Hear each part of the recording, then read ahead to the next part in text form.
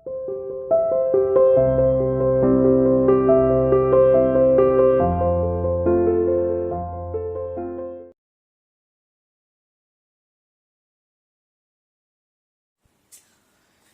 बच्चों, good morning. Welcome to CR international school online classes. बच्चों, मैं आपके हिंदी की टीचर उपस्थित हूँ आपके सामने आपको हिंदी पढ़ाने के लिए। बच्चों, आज की इस वीडियो में हम हिंदी व्याकरण कवर करने वाले हैं। हमारा पाठ है 13 है, जिसका नाम है विराम चिन्ह और इसे इंग्लिश में पंक्चुएशन कहते हैं। आई होप सभी बच्चों ने ये चैप्टर इंग्लिश में भी कर लिया है। बच्चों देखिए, जब हम अपनी बात कहते हैं तो हमें अपनी बात जब हम किसी को अपनी बात बताते हैं, कहते हैं, तो हमें बीच में रुकना पड़ता है, या अपनी जब बात पूरी कर लेते हैं तो लास्ट में रुकना पड़ता है।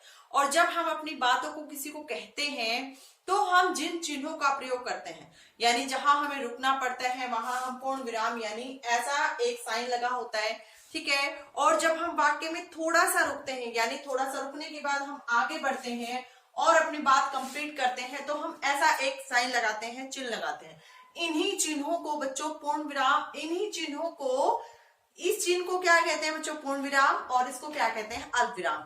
और इन्हीं चिन्हों को क्या कहा जाता है? पंक्चुएशन यानी विराम चिन्ह। यानी अपनी बातों को बोलते हुए जब हम रुकते हैं, अपनी बात को पूरा करने के बाद रुकते हैं, बीच में रुकते हैं, जहां हम कुछ चिन्हों का प्रयोग करते हैं, और इन्हीं चिन्हों को बच्चों विराम चिन्ह कहा जाता है, ठीक है। आज की इस वीडियो में हम विराम चिन्ह के बारे में पढ़ने वाले हैं। सबसे पहले सभी बच्चे अपनी अपनी बुक को ओपन कर लेंगे। हम सबसे पहले इस चैप्टर को अपनी बुक के थ्रू रीड करने वाले हैं। देखिए बच्चों, मैंने भी अपनी बुक ले ली है। आई होप सभी बच्चों ने अपनी बुक ओपन कर ली है। देखिए बच्चों, आपको अपनी बुक में पेज नंबर 60 ओपन करना है।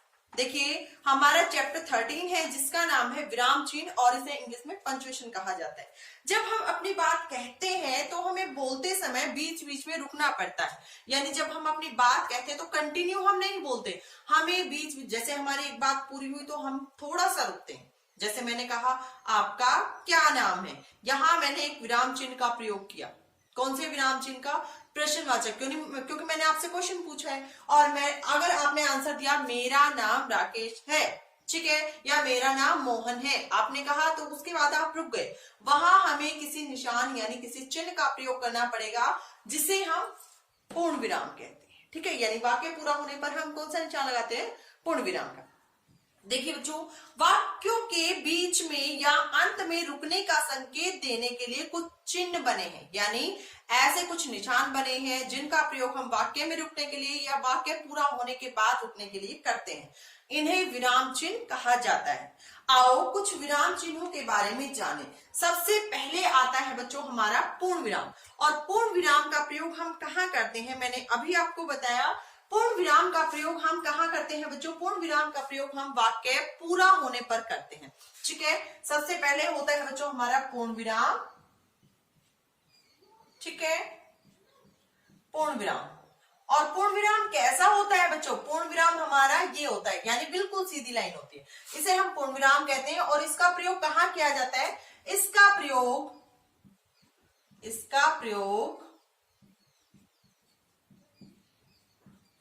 वाक्य पूरा होने पर किया जाता है, ठीक है। आगे देखिए बच्चों, जब वाक्य पूरा हो जाता है तब उसके अंत में पूर्ण विराम लगाया जाता है। जैसे गीता नाच रही है, अब मेरा वाक्य पूरा हो गया और नाच रही है के बाद हमने क्या लगाया? पूर्ण विराम लगाया। केशव सोया है, अब ये वाक्य, ये सेंटेंस हमारा कंप्लीट हो गया है, तो हमने वाक्य के लास्ट में क्या लगाया? हमने पूर्ण विराम लगा दिया, ठीक है।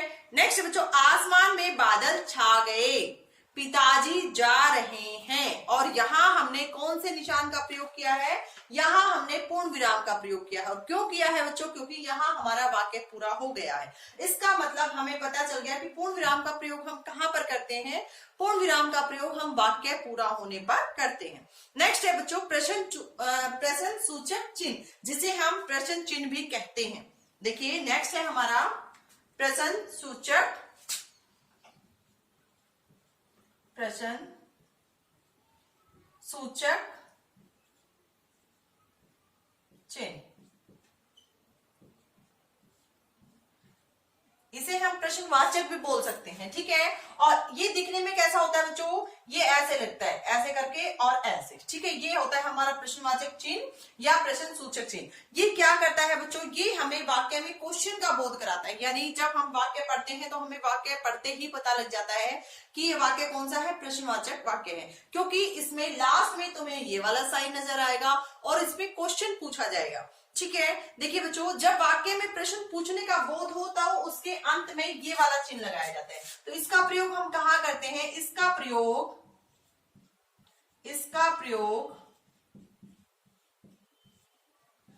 प्रश्न पूछने के लिए किया जाता है। प्रश्न पूछने के लिए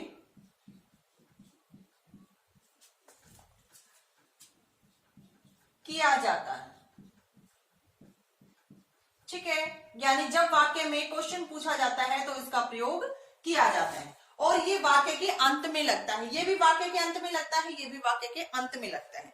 देखिए बच्चों, तुम क्या खा रहे हो, और यहाँ क्वेश्चन पूछा गया है तो लास्ट में हमें कौन सा साइन दिख रहा है, हमें प्रश्नवाचक चिन्ह नजर आ रहा है। दरवाजे पर कौन खड़ा है, यहाँ भी क्वेश्चन पूछा गया है तो अंत में क्या आ जाएगा, हमारा प्रश्नवाचक चिन्ह आ जाएगा।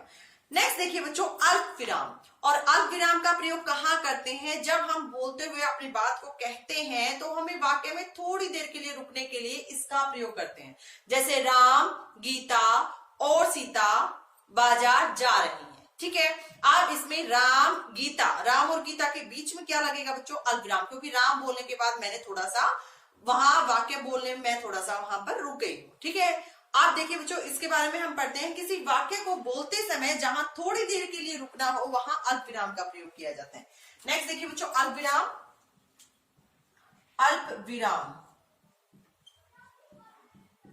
और अल्प विराम का साइन कौन सा होता है बच्चों, ये वाला, ठीक है। इसका प्रयोग कहां किया जाता है, इसका प्रयोग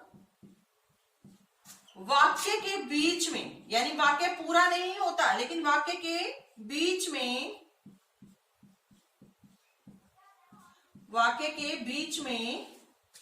रुकने के लिए किया जाता है, रुकने के लिए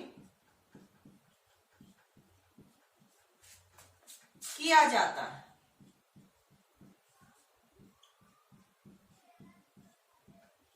फॉर एग्जाम्पल बच्चों देखिए, मोहन इधर आओ, ठीक है। अब मोहन बोलने के बाद हमने किसका प्रयोग किया, हमने अल्प विराम का प्रयोग किया, मोहन इधर आओ। अब हमने ये नहीं कहा बेटा कि मोहन इधर आओ, ये नहीं कहा ना हमने कहा मोहन इधर आओ। अब मोहन बोलने के बाद हमने कौन से निशान का प्रयोग किया, कौन से चिन्ह का प्रयोग किया, अल्प विराम का। नेक्स्ट है बच्चों, रेखा, नैना और गीता बैठे हैं। अब 3 के बारे में बात करें, 2 के बीच में क्या आ गया बच्चों, और आ गया, लेकिन रेखा और नैना के बीच में कुछ भी नहीं आ रहा, तो हमने वहां क्या किया, हमने वहां अल्प विराम का प्रयोग किया। क्यों, क्योंकि रेखा बोलने के बाद हमें वहां थोड़ी देर के लिए रुकना पड़ रहा है।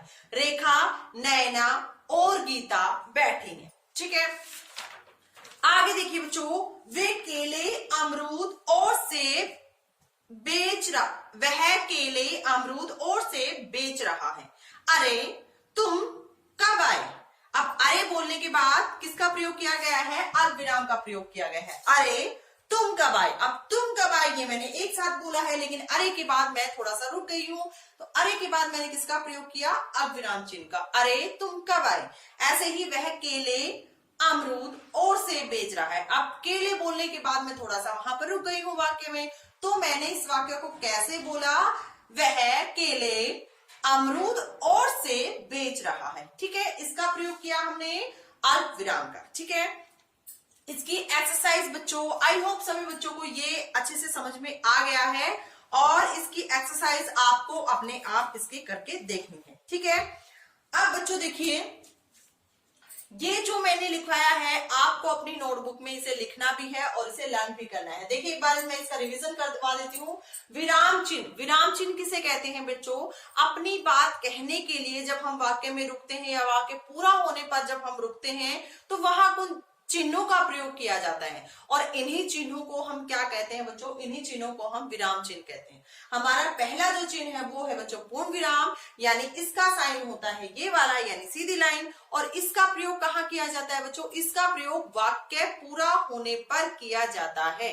ओके, नेक्स्ट है बच्चों हमारा प्रश्न सूचक चिन्ह यानी प्रश्नवाचक चिन्ह। और ये है बच्चों हमारा किसका बोध कराता है, ये हमारा प्रश्न का बोध कराता है, यानी वाक्य में क्वेश्चन पूछा जाता है। और इसका प्रयोग हम कहाँ करते हैं, इसका प्रयोग वाक्य में प्रश्न पूछने के लिए किया जाता है, यानी वाक्य में जब हम प्रश्न पूछते हैं तो इसका प्रयोग किया जाता है। नेक्स्ट है बच्चों अल्प विराम। और अल्प विराम का प्रयोग कहाँ किया जाता है, इसका प्रयोग वाक्य के बीच में रुकने के लिए किया जाता है, यानी वाक्य के बीच में जब हम थोड़ी देर के लिए रुकते हैं तो इसका प्रयोग किया जाता है। और ये कौन सा साइन होता है बच्चों, अल्प विराम। और ये दिखने में कैसा होता है, कोमा, जिसे आप इंग्लिश में बोलते हो। ठीक है, आई होप सभी बच्चों को ये समझ में आ गया। आपको ये चैप्टर रीड करना है, ये जो हमारे इंपोर्टेंट पॉइंट है आपको अपनी फेयर नोटबुक में लिखने हैं और आपको इसकी एक्सरसाइज करके भी देखनी है, ताकि आपको ये क्लियर हो जाए कि आपको इस चैप्टर में कितना सीखने को मिला है या आपने कितना सीखा। ओके, आज की इस वीडियो में पढ़ेंगे हम यहीं तक, मिलते हैं नेक्स्ट वीडियो में, तब तक के लिए thank you, have a nice day.